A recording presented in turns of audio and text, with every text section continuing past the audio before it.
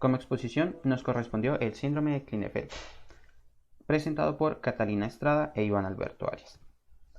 Inicialmente vamos a definir qué es el síndrome de Klinefelter. El síndrome de Klinefelter, o como también se le conoce 47XXY, es la caracterización clínica de una mutación cromosómica que afecta a los hombres.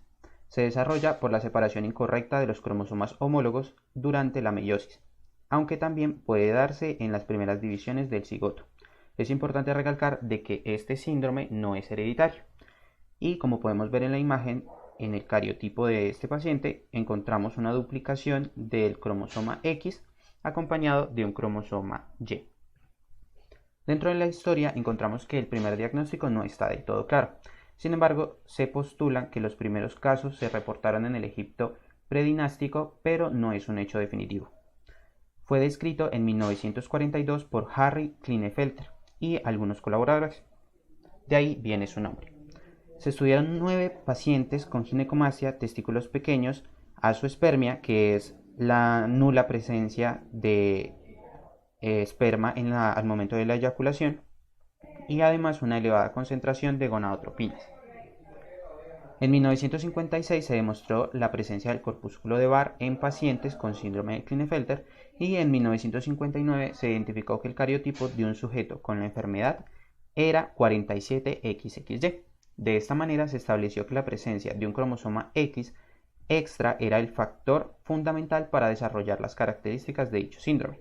En la imagen podemos observar algunas características fenotípicas de los pacientes que presentan este síndrome. Sin embargo, ya se revisarán las características físicas más adelante.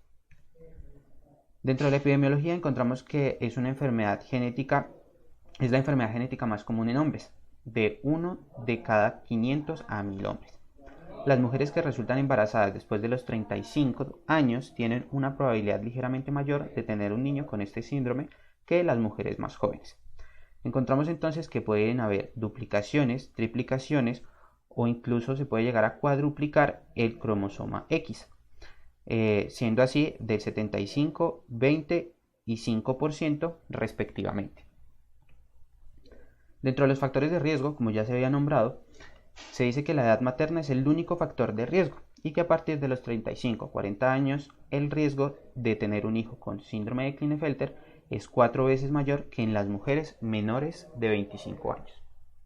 Bueno, en cuanto a las manifestaciones clínicas, estas tienden a ser muy variables y algunos síntomas no se pueden percibir debido a que este síndrome se puede presentar en mosaico, lo que quiere decir que no todas las células se ven afectadas y una parte de ellas son XY y no XY. Así que en algunos hombres pues el diagnóstico se realiza cuando están buscando la causa de su infertilidad y hay hombres que ni siquiera se dan cuenta que tienen la enfermedad porque no buscan tener hijos nunca. Siendo así, pues la infertilidad es uno de los síntomas más comunes. Los bebés con este síndrome suelen gatear y comenzar a caminar de forma más torpe y más tardía que los demás niños. Tienen un retraso en el área del lenguaje, la lectura y la comprensión. Presentan poco vello facial. El vello corporal está disminuido y sigue un patrón femenino. Tienen hombros estrechos, musculatura poco desarrollada, tronco corto, ginecomastia, testículos pequeños y piernas largas. También tienen una tendencia al sobrepeso y hay una disminución de la libido.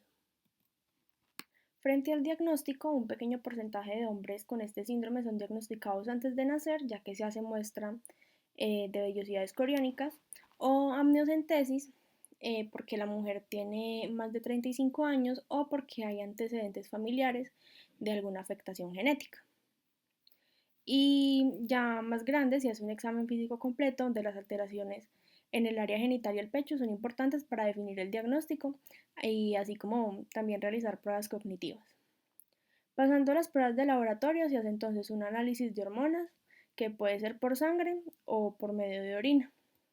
Y si se encuentran niveles anormales de hormonas, principalmente una caída en la testosterona, este es un signo de que el paciente presenta el síndrome. Y por último, cuando vemos que hay anormalidades hormonales, se haría un cariotipo y de esta forma confirmaríamos el diagnóstico.